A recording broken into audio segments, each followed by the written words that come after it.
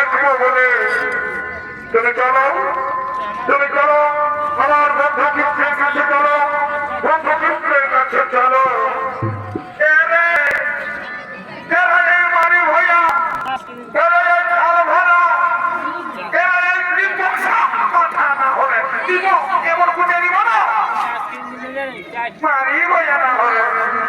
তুই কি বললি তার বহুটাকে কৃষ্ণর কাছে বলবে নাকি? হ্যাঁ, তুই কি কৃষ্ণকে জানিস না তুমি? হ্যাঁ, শোনা হলো জনমাধবী, তুমি একদম কৃষ্ণর কাছে যাবি নাই বলে দিচ্ছি। কৃষ্ণ হলো মস্ত বড় চোর। কি পাবনা কৃষ্ণ মস্ত বড় চোর, শুধু তার নয়, ও হইল মনতলা, ভূষণ চুরি করে বৃন্দাবনে পুরী ঘেরি সে কাকল ছাড়ে না। সবাই কুয়ার প্রেমে পড়িয়ে যায়।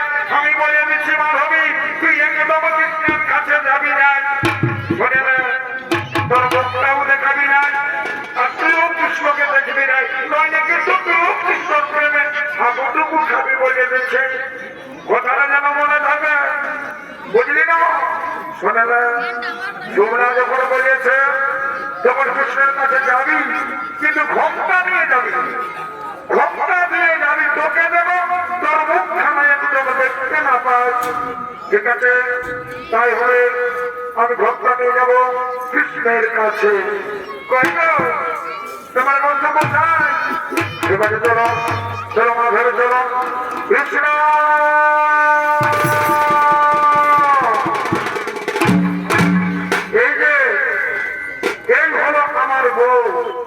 ও আচ্ছা, ঠিক আছে। আচ্ছা, তোমার নাম কি? আমার নাম মাধবী। কি সুন্দর নাম। আচ্ছা, তুমি একবার তোমার ঘটনাটা খোলো, আমি তোমাকে একবার দেখতে চাই। আমার বন্ধু সুমন কেমন বিয়ে করছে, কেমন বউ করছে, আমি দেখতে চাই। না না না না না না না না না, আজকের দিনে আমি আমার মুখটা ওকে দেখাতে পারবো না। আমি হলাম সুমনের প্রিয় বন্ধু, তুমি আমাকে মুখ দেখাবে না? মাধবী ঘন্টা খোলো, মাধবী ঘন্টা খোলো, খোলো মনে ঘন্টা খোলো।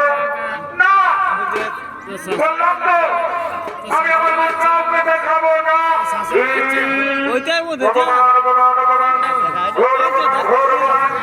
আমাকে বললে না, কৃষ্ণকে বললাম না,